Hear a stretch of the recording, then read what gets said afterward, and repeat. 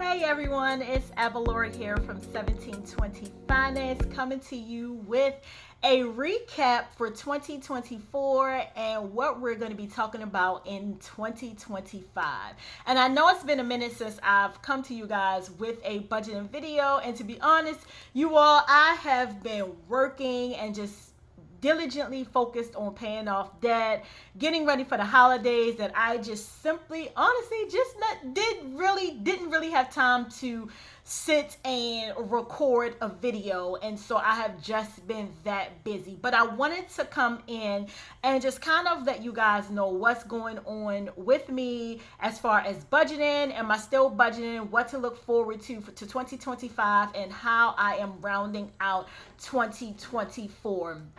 And for those of you who are new to me, I am Avalori. Again, I am founder of 1720 Finance, where we have the principle of saying that faith is what gets you through. All you need is faith the size of a mustard seed, and you can pour yourself through any and every type of debt difficulty that you may have. And so that is the basis of what I use that has helped me to get out of debt.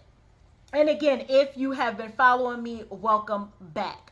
And so today I wanted to come in and just kind of give you a quick rundown of the end of 2024 and what I am hoping to achieve, and what you can also look forward to from me for 2025.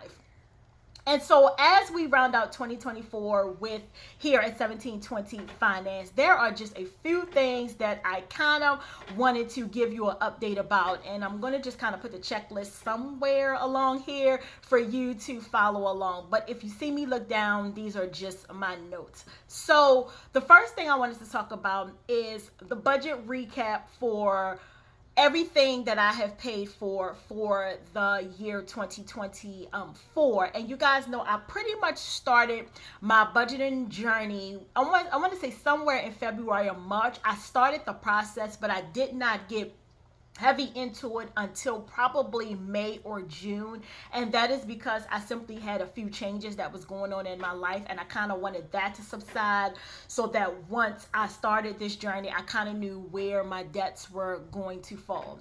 And for me, you guys, I lined my debts up in phases. And so I started with phase one, which was a bunch of automobile debts that I had to pay.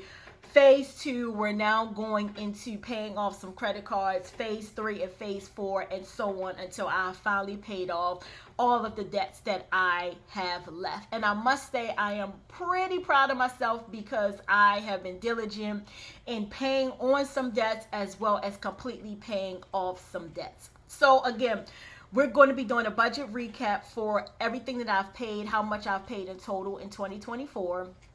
Cleaning up of phase one, which is all of the automobile debt that I had.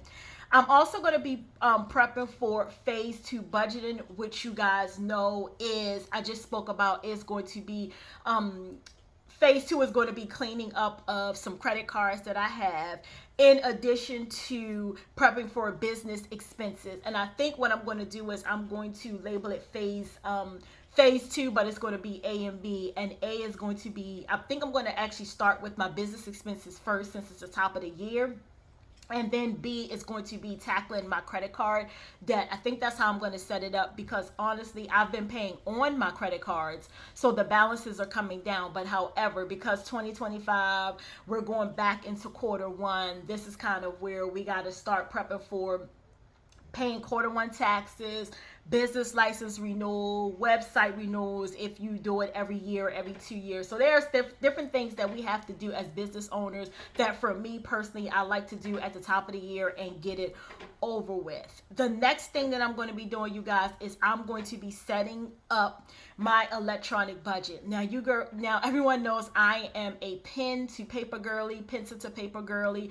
That is the way that my dad budgeted. I kind of set up the way that I budget based off of him and what I saw him do growing up. And every month he just used a pen and a piece of paper to basically zero himself out, pay his bills, and that's exactly what he did. And that's kind of how I've mirrored my life as well. It's just putting everything down on paper, paying it off, crossing it out, checking it off, and it's basically done. But I think for me, because I travel a lot, I'm always on my laptop, I'm on my phone, I'm on my tablet. I think it's easier for me to set up electronic budgeting. I think it's a lot easier for me, like if I'm on a plane, on the train, or in the car driving, or I'm a passenger rather. I can pull out my laptop. I can go and update my budgeting spreadsheet versus having to pull out paper and a pen and just kind of have everything scattered. So I think for me, I'm still going to do a lot of stuff on paper, and then I'm all going. But the bulk of it is going to be with the electronic budgeting. And the reason why I'm choosing to keep paper is because I keep paper receipts for different types of bills and creditors that I pay. If I'm paying something to the state or the government, the federal, something like that, then I choose to hold onto my paper receipts a little bit longer, just until I know I'm in the clear. Everything has cleared on their end as well as out of my accounts. And then I still kind of hold on to those papers, because I may never know if someone's going to call me back and say, hey, there was a mistake. We didn't get your payment, or something, has happened in a process. I then can go back and say, hey, this is, it was paid through my checking account on this day, this date, whatever the case may be. But in essence, pretty much my day-to-day budgeting is going to be in the electronic format. The other thing that I'm going to be doing is lastly restarting my automatic investments. I pretty much have all of my 401ks and all of my investments are through Fidelity, and Fidelity is who my employers at the time they chose to set up their retirement funds through, and those are just the people that I've stuck with for all these years. And so I am going to be kind of setting up something else on the side in addition to what I already have, to restart my automatic investments and things like that. So this is kind of where I'm going to be ending 2024 and then rolling into quarter one of 2025.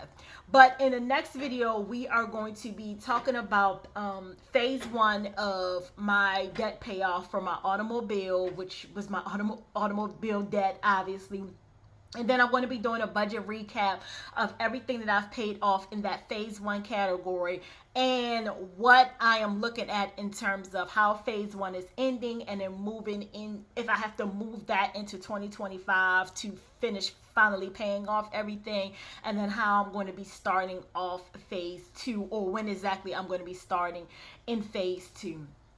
But I kind of just wanted to come in and give you guys a update as to where everything is going to line up and where everything is going to fall for me. And so again, if you are a person and you are in your debt-free journey, you're looking to pay off debt, please continue to follow me. Let me know your thoughts. Let me know your feelings. How are you feeling about finally getting out of debt, setting up a debt payoff program? What tools and resources are you using? For me, I will specifically say in this video, I am choosing to use the debt snowball method, only because I like to see, it gives me great joy when I see I am able to pay off my bills. And I like to see the progression of I was able to pay this, and this. It gives me a momentum to keep going. It gives me gratification to know that I am doing it. No matter how slow the process is going, I am getting it done. And so if you are doing a debt snowball, if you're doing a debt avalanche, let me know, where you are. Or if you're just not doing it, you're just taking your time paying off one bill at a time. Again, let me know in the comments of this video. And yeah, let's talk about it. So that is it for now. Just kind of wanted to come in and do a little update as to what you're going to be seeing from me in the next couple days. The next video again is going to be a recap of my phase one automobile debt payoff. And yeah, you guys will get to see how much I've paid off so far and what is happening next. So until the next time, I will see you guys soon. And make sure you subscribe, you like, and again, if you would be so kind, you can also share this video out to your family and friends if they want to join along in the debt-free journey. And I'll see you guys